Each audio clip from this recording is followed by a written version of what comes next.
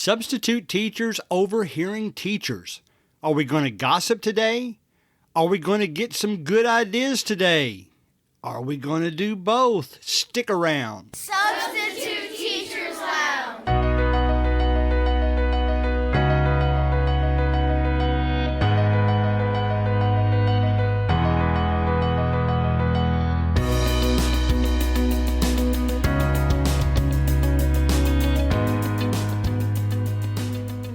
All right, guys, I don't do this very often. I just wanted to cross-promote an episode of a YouTube video real quick.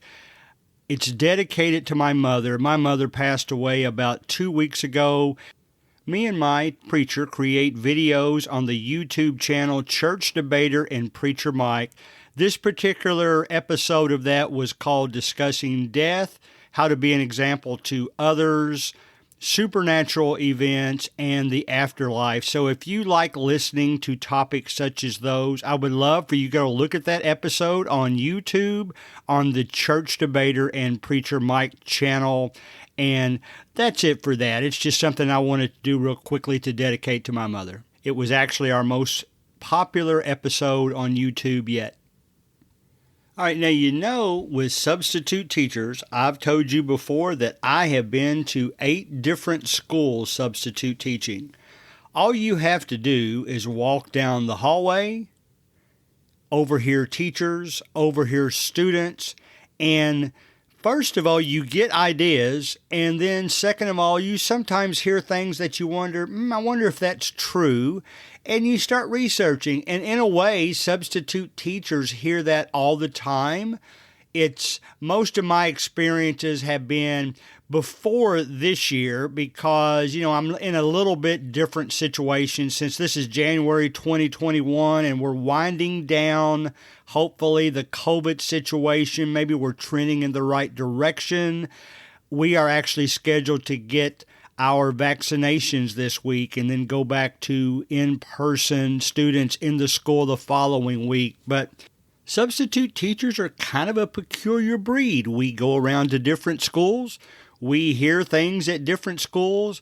We try to make ourselves better based on different schools. Now, will this episode be about gossip? No, not really. That was just kind of a promotion type thing, but at the same time, maybe we'll hear some things that some people would put in the category of gossip, but that we can actually learn from.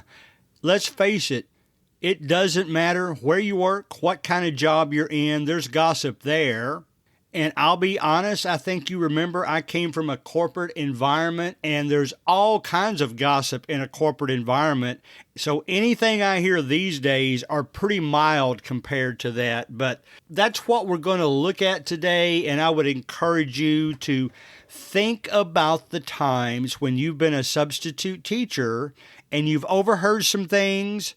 You could react one of two ways. If it's something somebody said about something, whether it's a teacher, another substitute teacher, any type of employee, any type of student, you've got two choices. You can either participate in the negative side of that or turn it around and do some positive things. So obviously, that's going to be our goal. And we do have a couple of thoughts today that are kind of philosophical. I'll throw out one.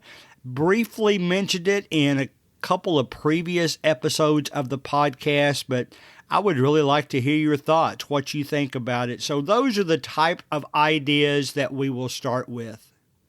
First of all, let's get these students out of the way. And I said it that way on purpose. If I walked down the hallway and said, I need to get my students out of the way real quick, well, that doesn't sound like that I'm very invested in their future. What I intended when I said that for the podcast is let's get out of the way, first of all, students, and let you know some of the things I have overheard for students. Now, I will say this, if you're not the type of substitute teachers that are really interactive with the students, I might not be talking to you because just generally speaking, students don't typically open up to you if you don't open up to them. the more you open up to them, the better your payout's going to be. I guarantee you. And they will tell you stories that sometimes are rather unbelievable. But they will also tell you stories that will help you improve. They'll tell you stories about other students. You know that you're going to hear some things from them that may at times be derogatory of another student.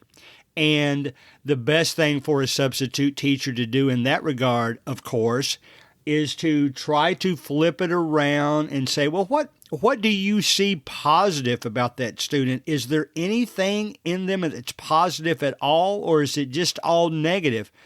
And you might be surprised. Most students that I've run into will find something positive. And I'll be honest, I know sometimes talking gets carried away in the classroom. You know that I love to talk, and I love students who love to talk. I love all the students, but I really kind of lean on the ones that I know I can get to talk in the class. I made a joke with a student this week in our Zoom class. We just kind of had a private little conversation in chat. I mentioned that he had sent me a funny comment, and he commented back, well, that's who I am. And I like stuff like that. It keeps the students open up. When they know that you're willing to joke around with them, they're going to open up about their classwork as well. And I think that's the first thing. So when you overhear students, they're going to be talking about other students. They're going to be very honest about what they think about the material, whether they're high in understanding of what you're going over or not. I have here lately, when I've been Zooming, is actually create a Zoom poll in which I ask them about the subject. I'll give them 3 possible answers. The first one being, I understand it well. The second one, I understand it a little. And the third one is, I'm lost. Now, very rarely do I see I'm lost. Most of the ones, as you might expect, will put the second option down. So it's important to hear. We don't want to eavesdrop, but we want to be open to hearing anything the students want to share with us. Sometimes you're going to overhear students that didn't realize you were standing around and then see you. It will be interesting to see how they react. If they leave and walk away, well, I'm not sure what that's accomplished, but if they realize you're there and then try to either cover it up or to be honest with you and say, Mr. Collins, this is why I feel this way, well, then you've opened up a door. It might actually be advantageous, not that you were eavesdropping, but that you overheard them having a conversation. Anything we overhear, we've got the 2 choices, either negative or positive.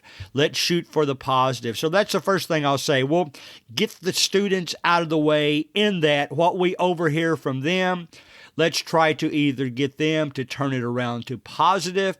If it's already positive, let's build on it and see if we can't go on from there. When we get into overhearing teachers, let me start with this one. I don't know if I've ever really heard teachers I work with criticizing other teachers, but I'm going to address that because I know from hearing from some of you that you guys have. And, how do we react to that? I would just use my corporate experience as well. It's, again, one of those things where you hear it and then you're try to turn it around, make it something positive. I'll be honest, most of the people that I met in the corporate world, when I heard them talking negatively about someone else, I realized that most likely when I'm not around, they're talking negative about me. And there's not much you can do with that. Certainly, one thing you don't want to do is believe what they're saying.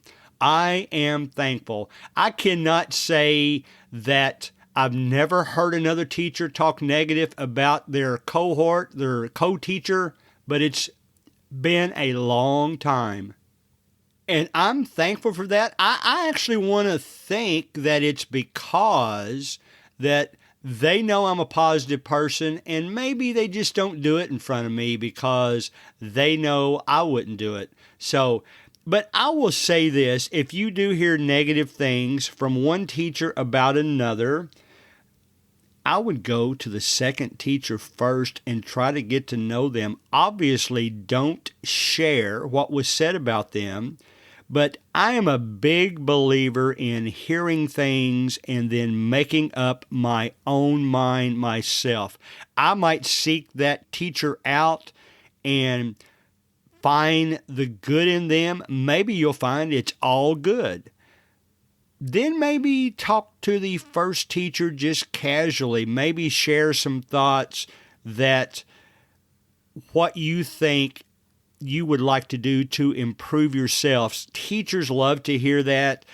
Ask them for their advice. When you hear them say something negative, maybe you hear it, but maybe you just change the subject and say, by the way, I want to get better in this area. What can I do to do that? That's how I would turn that around. And again, it has really been a long time, but if you're hearing stuff like that a lot, shoot for the positive. Try to both get on the good side of the first teacher in letting that teacher help you get better, and get on the good side of the second teacher by meeting them, making up your own mind. And even if you're not crazy about their personality or the way they handle things, learn from it. Ask them the same question, what do you suggest to me that will make me be a better substitute teacher? And you can always turn a negative process into a positive process. The next thing, I would pretty much guarantee you will be a part of it one time, because teachers, and rightfully so, think that you want to know about the students you will be substitute teaching. I'm all for that. I think that's important. Now, I'm not sure we need to know all their background, but I will leave that up to you. If you're the type of person that wants to know every possible thing about every student before you teach them, God bless you. I think that is great. I'm on the opposite side of the argument in that I would rather learn very little about the student. Now, maybe, of course, I need to know medical considerations. When you substitute teach in a school, they're going to give you a folder that shows you the medical situation on every student so that you know how to deal with something if it comes up. So obviously, that is a necessity. What I am talking about is their troublemaker status. Troublemaker status. There will be, in fact, probably most teachers will want to share that with you. I'm just the opposite. I would actually prefer not to know the students they've had trouble with. If I am told, and I probably will be, I like to make up my own mind, but if I am told, what I will do is try to see if I can get something positive out of that kid. I won't just walk in with the thoughts in my mind that, man, I'm going to keep an eye on this kid. He's going to give me trouble today, because very rarely have I ever seen that to be the case. Have I ever had students give me trouble? Absolutely. Have there been any students who gave me trouble who will not say hello to me in the hallway? Nope. In fact, if I thought in my head about maybe the 5 students that give me trouble, if I walk down the hallway and see them one-on-one, they will come up to me and say, "Good morning, Mr. Collins. How you doing today?" And then maybe they'll give me trouble in the next class. But it keeps that door open of not being negative back to them. Now, if you have to discipline them. That has to take place. But still, see if you can go in and find just the least little positive thing about that student, build on it. Who knows, you might, help that kid with his future, even in some kind of small way, in that he or she realizes that they can discuss anything with you. So my goal is, when I hear something, what to expect about students, I try to turn it into positive. If I hear overly negative thoughts about students, I definitely want to turn it into positive. In that regard, you'll actually hear things from other substitute teachers. Boy, I really had trouble with them in class. Well, see if you can't change that the next day you go in there. See if the whole class especially gave them trouble.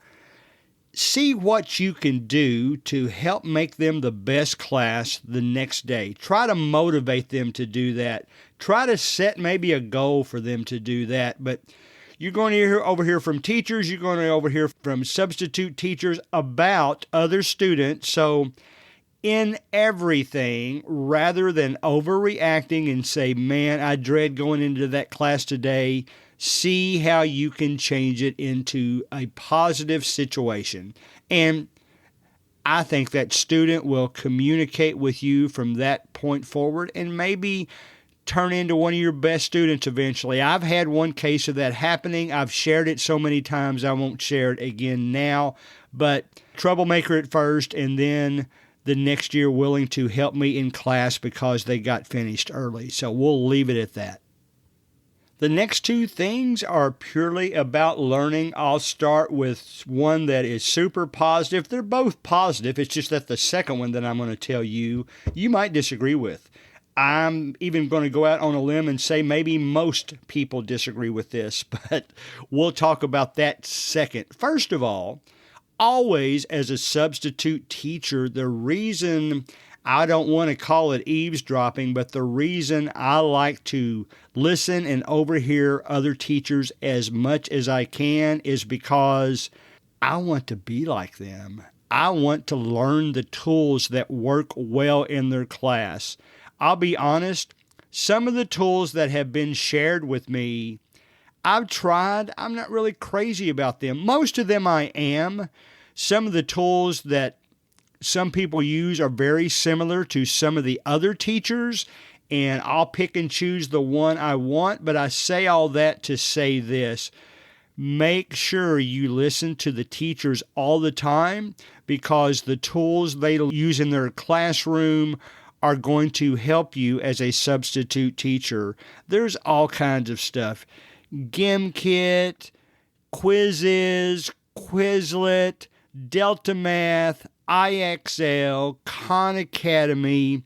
You're not going to like all of those. You're going to like a lot of those. And as a substitute teacher, if you listen to our back pocket episode last week, you need to have those in your back pocket. I told you last week that less than 10% of the classes I substitute teach in actually plan for the entire period, or at minimum, some of your students will get finished faster than others. So you need to have some of these things to share with the other students. I would shoot for sharing them if not only in a positive way, but in a fun way. The more fun that you have with it, the more they're going to learn and the more they're going to remember you. You might get to come back again because of that. So always be listening and overhearing other teachers talk about what went well with them, and for that matter, what they'd like to see in a substitute teacher. There's no better feeling as a substitute teacher to have a teacher contact you the next time they need a substitute. It doesn't get any better than that. That means not only did you do your job and educate those kids, but those kids told the teacher that they liked you, have him back. So that's why you should listen to teachers all the time. Listen to their tools, listen to their thoughts about you, listen to what they think will make you a good substitute teacher. All right, now, the next thing I want to do, and this is probably more of a philosophy. I have come across a teaching philosophy here recently, and I won't tell you if I support it 100%. You can probably figure that out from previous episodes, but I will tell you that I think it's very intriguing, and that is the concept of how to test and how best to teach the kids when you're testing or when you're quizzing or when you're giving homework, because there's really two ways you can do it. You can give them one try and you're done, or you can give them multiple tries to see if they improve. Is there a philosophy now that I'm going to let you take a test a second time? Is that just forbidden? Or can you look at that situation and say, here's a philosophy that I've overheard recently it's actually at multiple schools, because I come in contact with teachers all the time from different schools, being an official, going out to the grocery or to church or to wherever you go in the public. You'll hear from teachers all the time, whether you're teaching with them currently or not. But the thought is this: you've given a quiz, or you're a substitute teacher in which the teacher left a quiz. And by the way, that happens often. I see that a lot as a substitute teacher. They save the quiz day for a time when the substitute teacher is there, and that will kind of give the substitute teacher a break, really, because it's not as much interacting, they feel. And a lot of teachers do that. But let's say a student misses question number 7. Let's say a lot of students mention question number 7. To me, the old-fashioned way, perhaps, is to say, well, they should have known it. Let's move on. Now, let's think about that just for a moment, because if they miss question number 7 and the philosophy is to move on, they should have known it, how much have they learned? Will they ever pick up on why they missed that question? Or will that be a deficit in their learning from this point forward? Now let's flip that around a little bit. Let's talk about another philosophy. Let's say in that same situation, you decide, well, maybe I didn't explain question number 7 best. Or, maybe not just give them credit for it because you feel like you didn't explain it as well as you thought, but give them that question over. Give them another chance. The more times they do it, perhaps the better their learning will be. Let's face it, when we make mistakes, we learn more from that than if we'd gotten it right the first time. I'll be honest with you. I was Zoom classing one day this past year. I had everything written down perfectly on my paper. I did this again yesterday, now that I think about it. Had it written down perfectly on my paper, wrote it down when I was annotating on Zoom. This particular one happened to be when the principal was watching the class. The principal caught it for me, and thank goodness they did. And I could have been embarrassed about it. All you can do is learn from it. And to be honest, that's exactly what the principal said, and I support them for saying that. They even said, Mr. Collins is not ashamed to tell you all about that mistake. He had it in his notes correctly, wrote it down wrong. You're going to learn more from your mistake. So let's go back to the test. Will they learn more from giving them a second chance than they would if you just dropped them the first time? I'll let you decide that. There are things, I'll use Khan Academy as an example. I think Delta Math is one of those too, and I apologize for being so math heavy on my discussions, but this applies regardless of what you're using. You can set a lot of tools up to give the students multiple chances to get a problem right. Or at least, if they get one wrong, they get a second chance and get a similar question to get that problem right. Now, when you do that, if they have to take a question 4 or 5 times, well, they might be getting tired of it, but I can guarantee you they learn more by the time they get to try number 4 than they did when they were at try number 1. The repetitive nature of education creates that situation. The more chances we give them, the more they're going to learn. So the philosophy discussion is you're going to hear some teachers that will allow students to retake tests, retake questions, because they think you learn from mistakes, and if you give them 3 or 4 shots at it, it'll finally become ingrained in your head. The other philosophy is you should have known it and you missed the question, or you didn't read as thoroughly as you did and you missed the question. And that part of the argument's true too. So I'll let you decide which part of the argument that you stand on in that regard.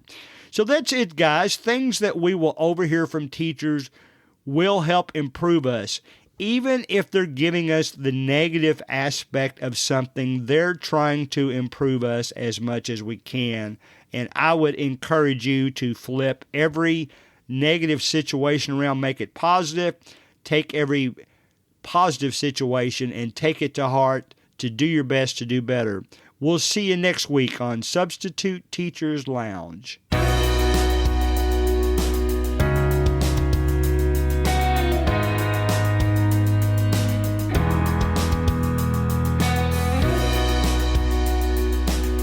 Music provided by Ben Sound.